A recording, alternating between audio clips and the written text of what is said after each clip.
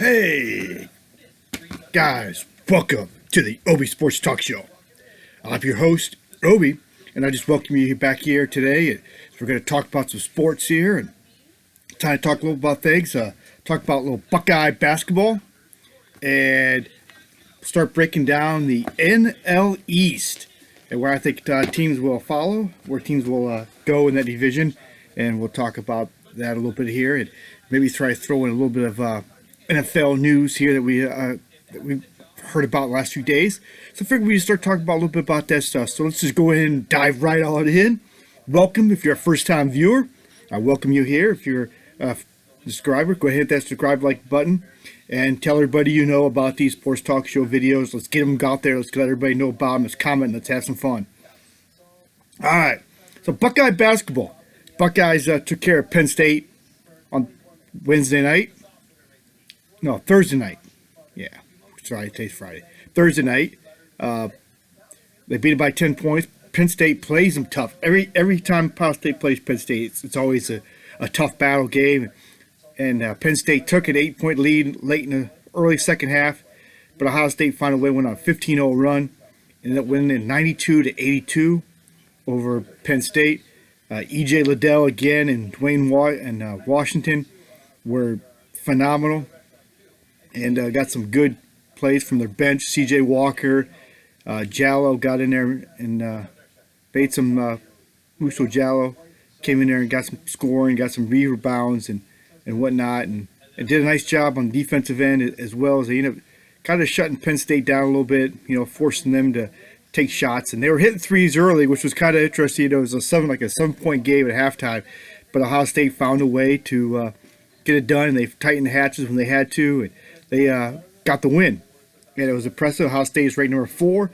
And on Sunday, if you watch this game before Sunday, they're going to take on Michigan Wolverines, who comes in at number 3.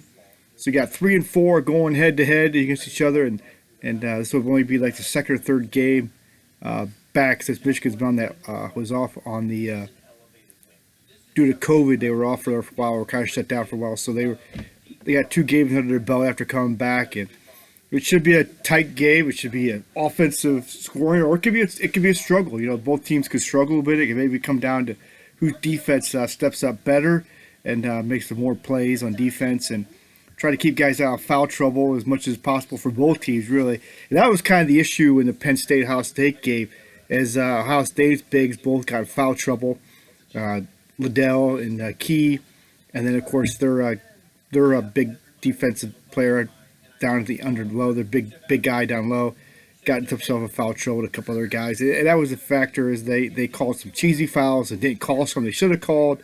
But I guess that's the way college basketball always goes. So should be a great matchup. I look forward to kind of maybe checking that one out. I might be a little bit too nervous if they're to watch the whole game, but that's just me. But I expect a good game, and I heard a lot of people say it probably is not going to determine that the loser is automatically out of a number 1 seed for the NCAA tournament. They think that both these teams, win or lose, the loser could still come out with the team that loses could still get a number 1 seed, depending on how the rest of their schedule goes.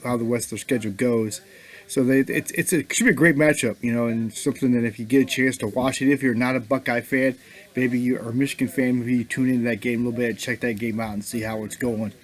And it should be a great game. And as we're getting ready to close the end of the Big Ten schedule, Ohio State has Michigan State, Illinois, and Iowa left of their schedule. I'm not sure who Michigan has. I don't really care that much. In fact, they're playing Ohio State is the only one that I really care about. And look for a great battle. As March Madness is getting closer, the Big Ten tournament.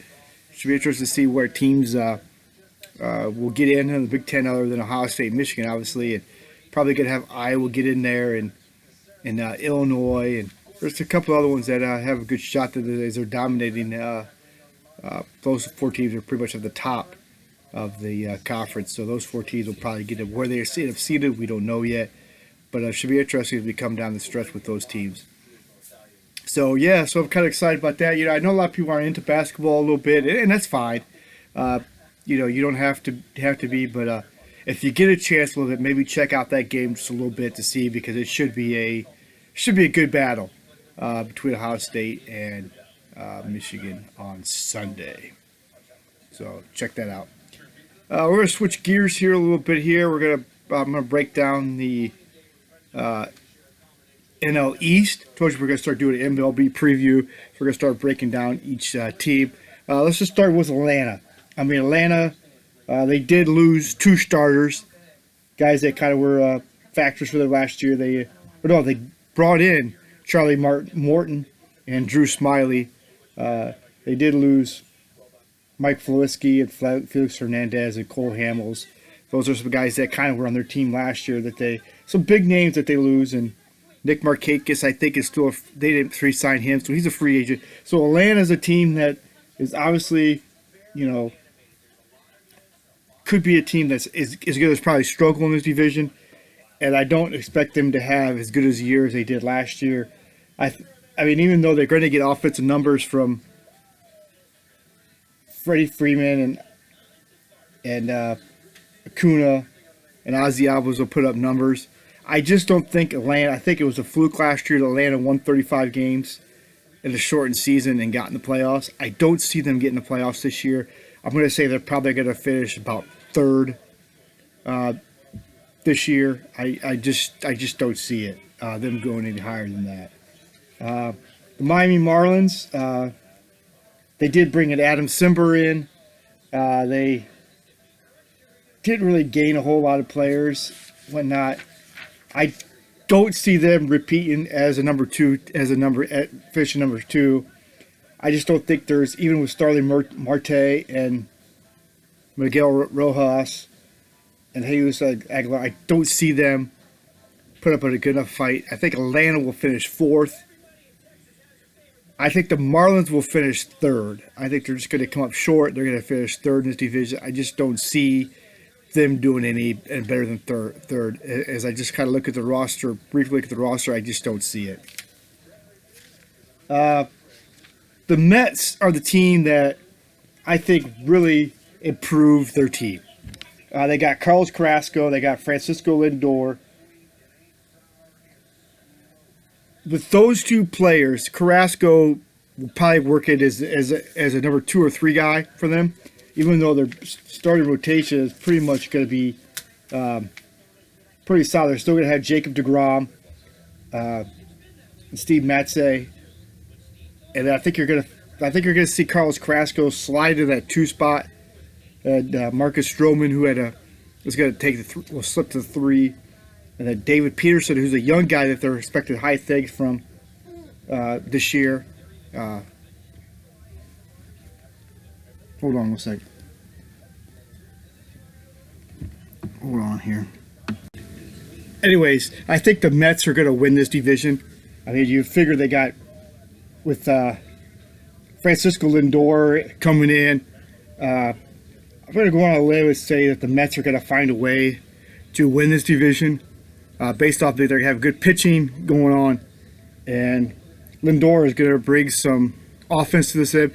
I think they're going to battle for this division. They may not win it, but they will finish second, and they may have a shot to win, even go first this year. I just really feel like that's going to be the case for them. I'm just high. I'm high on the Mets this year, and I think it's probably because you call me a homer watching Francisco Lindor, Carlos Carrasco. I just feel like the Mets are the team to get it done this year, and they'll finish probably first. I'll just go say they're first.